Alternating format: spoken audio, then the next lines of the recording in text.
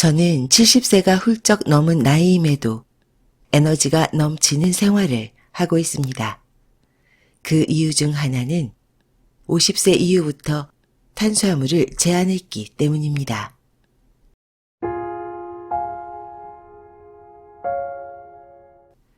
건강한 지식을 함께하는 세이버스입니다. 오늘 소개드릴 책은 50세부터는 탄수화물을 끊어라. 저자 후지타 고이치로가 쓰고 니들북에서 편했습니다. 부제는 암, 치매, 노화 없이 건강하고 장수하기입니다. 저자는 자신의 건강법을 직접 실천하며 73세인 지금도 해외에서 오랜 기간 왕성하게 연구활동을 계속하고 있습니다.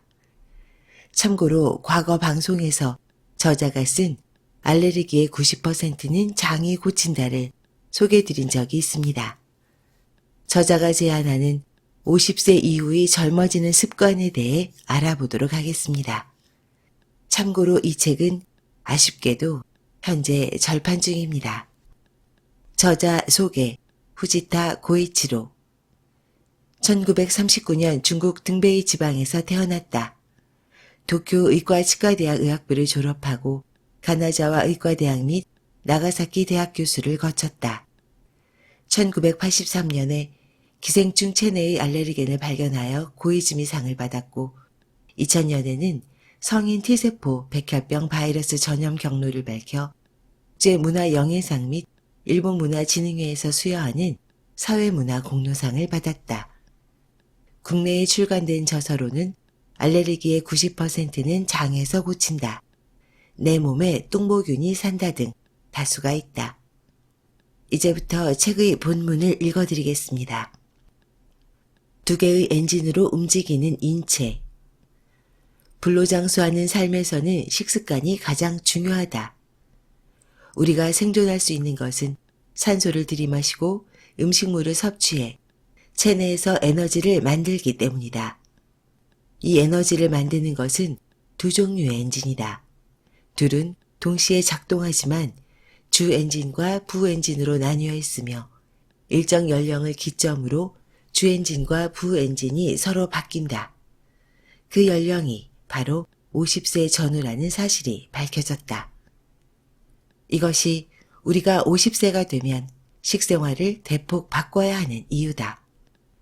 두 개의 엔진은 해당 엔진과 미토코리아 엔진이다.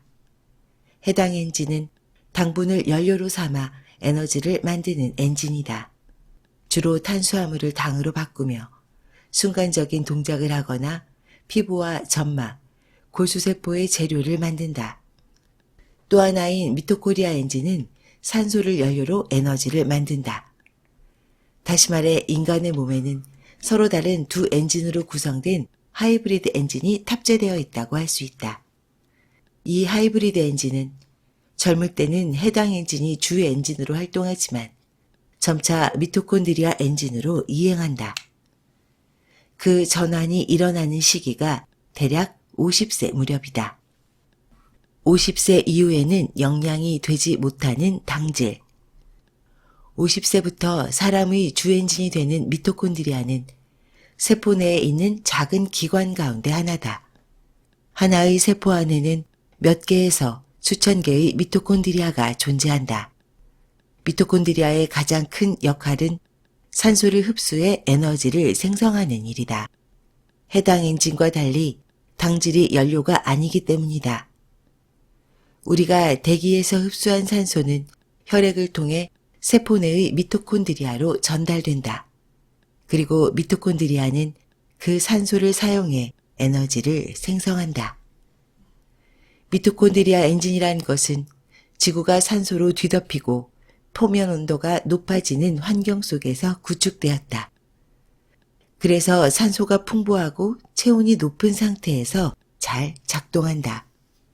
따라서 50세부터는 몸을 차갑게 하지 말고 가급적 체온을 높게 유지하며 산소를 많이 흡수하는 운동을 하는 것이 좋다. 이런 몸의 메커니즘을 알면 고령자에게 태극권이나 요가를 추천하는 이유도 납득이 간다. 또한 미토콘드리아 엔진은 해당 엔진 같은 순발력은 없지만 장시간 계속해서 방대한 에너지를 생성할 수 있는 지속력이 있다. 노화를 가속하는 당질의 과다 섭취.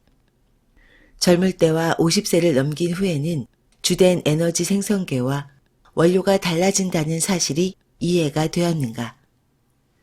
일반적으로 음식을 섭취함으로써 체온이 유지되고 몸을 움직이는 에너지원이 발생한다고 생각한다. 물론 해당 엔진이 주로 활동하는 젊은 시절에는 그렇다.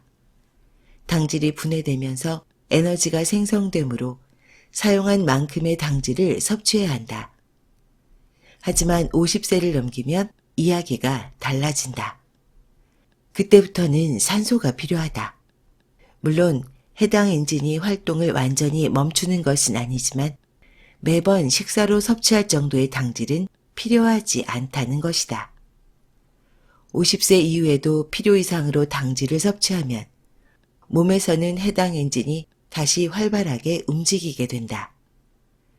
주 엔진이 전환되었어야 할 나이에 해당 엔진이 활발해지면 당연히 미토콘드리아 엔진이 제 기능을 못한다. 미토콘드리아 엔진은 산소가 원료이므로 많은 산소를 끌어들인다. 하지만 해당 엔진의 방해로 미토콘드리아 엔진에 지장이 생기면 끌어들인 대량의 산소가 활성산소로 바뀌는 사태가 발생한다. 활성산소는 인간의 몸에 생기는 병과 연관되는 매우 강력한 물질이다. 산화력이 강해 모든 세포를 산화시키고 상처를 입힌다. 산화란 녹이 스는 것을 말한다. 세포에 치명상을 입혀 거기에 병을 일으키는 포를 만들어내고 또 그 수를 늘린다. 이것이 우리 몸을 노화시킨다. 50세 이후에는 필요 이상의 당질은 자제해야 한다. 특히 당질이 풍부한 밥과 면이 주식인 아시아인에게는 50세부터는 주식을 섭취하지 않아도 된다고 추천한다. 해당 엔진의 활동을 억제하고 미토콘드리아 엔진이 우위에서 활동하도록 만들어야만 활기찬 생활을 할 수 있다. 암세포가 좋아하는 식생활. 암세포는 정상세포의 유전자에 상처가 생기면서 만들어지는데 세포를 손상시키는 존재가 바로 활성산소다. 우리 몸에서는 매일 3,000에서 5,000개의 암세포가 생긴다. 하지만 하루하루 생기는 암세포가 바로 암조직으로 발전하지는 않는다. 인체의 면역체계가 매일 나타나는 암세포를 공격해 진행성 암이 되는 것을 막아주기 때문이다. 이 체계가 제대로 기능하지 않는 상황이 계속되고 면역력이 떨어지면 암세포 분열과 증식을 무한히 반복한다. 암 사망률은 50세를 넘긴 무렵부터 급격히 증가해 고령이 될수록 높아진다. 즉 50세부터 암은 더 이상 남의 일이 아니다. 면역혁명의 저자로 유명한 니가타 대학의 아보도우루 교수와 강연을 한 적이 있다. 이때 아보도우루 교수는 암세포는 선조대로 되돌아간 몸의 세포라고 했다. 몸을 저체온, 저산소 환경으로 만든 결과 옛날의 세포로 되돌아갔다는 이야기다. 먼 옛날 우리의 선조였던 생물은 무산소와 저온의 환경에서 해당 엔진을 가동하며 살았다. 그런 가혹한 환경에서도 혈관을 확장하고 영양을 섭취한 세포가 있는데 그 왕성한 생명력의 소유자가 바로 암세포라는 것이 아보도우루 교수의 설명이었다. 암세포가 증식하는 것을 막으려면 우리 몸을 암세포가 좋아하지 않는 환경으로 만들어야 한다. 암세포는 고대 환경에서 살아남은 세포로 해당 엔진이 가동될 때 활발히 움직인다. 그리고 해당 엔진은 고혈당, 저체온, 저산소의 삼박자가 갖춰지면 활발해진다. 결국 50세 이후에 암을 예방하려면 당질이 풍부한 식품을 절제하고 해당 엔진의 활동을 억제해야 한다. 생활습관 개선 방법 중 하나이자 최대의 효력을 발휘하는 대책이 바로 50세부터는 해당 엔진을 활성화하지 않는 것이다. 해당 엔진은 당질이 들어오면 순간적으로 움직인다. 50세가 넘어서도 하루 3끼를 탄수화물이 가득한 주식을 섭취해 해당 엔진을 늘 활성화하면 미토콘드리아 엔진이 오작동을 일으킨다. 그러면 활성산소가 대량으로 발생하는 사태를 초래할 수밖에 없다. 지금껏 당연시해온 매일 흰쌀밥을 먹는 식생활이 암을 발생시키는 큰 원인이 될 수 있다는 사실을 잊지 말자. 50대 이후의 금기 식품. 50세 이후에도 고당질의 식사를 계속하면 체내에 대량의 활성산소가 발생해 세포와 조직이 손상된다. 결과적으로 4대 질병을 비롯한 많은 병의 근원이 될 뿐만 아니라 노화된 세포도 늘어난다. 주위를 보면 50세 이후에 병으로 쓰러지는 사람이 많다. 이는 주된 에너지 생성계가 바뀐 후에도 변함없이 고당질의 식생활을 계속하는 것이 원인으로 작용한 것이다. 50세부터는 당질을 섭취할 필요가 없다. 이런 이야기를 하는 나도 원래는 백미, 빵, 라면을 무척이나 좋아하는 사람이었다. 하지만 2번째 찾아온 당뇨병을 치료할 때는 이런 식품을 전혀 섭취하지 않았다. 당뇨병을 극복한 후에도 아침과 저녁에는 주식을 거르고 점심은 오곡밥이나 현미밥을 조금만 즐기는 정도다. 오곡밥이나 현미밥 같은 전곡물은 식이섬유가 풍부해 혈당치가 급격히 상승할 염려가 없다. 식이섬유 덕분에 당질이 천천히 흡수되니 해당 엔진이 순간적으로 움직이는 것을 막을 수 있다. 그래서 주식을 섭취할 때는 이런 전곡물을 중심으로 해서 소량만 먹는다. 뇌를 노화시키는 당질 과다 섭취. 당질을 섭취하지 않으면 두뇌 회전이 잘 안 된다며 반론을 제기하는 사람이 있는데 이는 잘못된 생각이다. 아마도 뇌의 유일한 영양소는 포도당이라는 기존의 상식에 기초한 주장인 듯한데 당질 섭취를 제한해도 뇌는 노화되지 않으니 걱정하지 않아도 된다. 실제로 나는 73세인 지금도 하루하루 무척 바쁘게 지낸다. 당질을 덜 섭취하는 식생활로 바꾼 후에는 이런 바쁜 나날을 오히려 활기차게 보낼 수 있게 되었다. 2년 전 당뇨병이 재발하기 전까지만 해도 나 역시 뇌의 유일한 영양소는 포도당이라는 일반 상식을 믿어 의심치 않았다.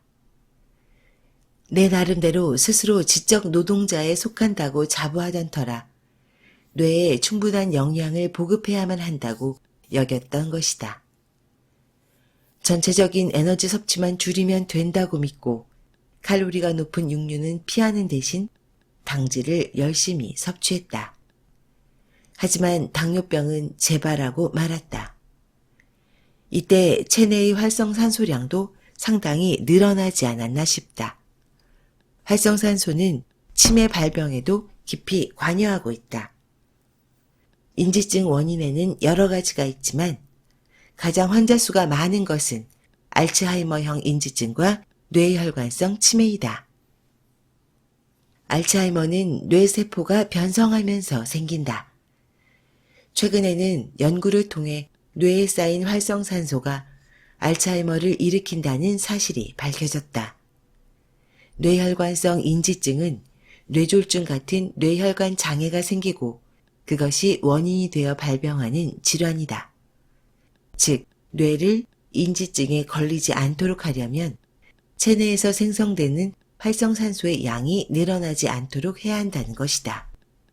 그러려면 50세부터 미토콘드리아 엔진이 순조롭게 기능하도록 흰색의 정제식품 같은 당질을 섭취하지 않는 것이 중요하다.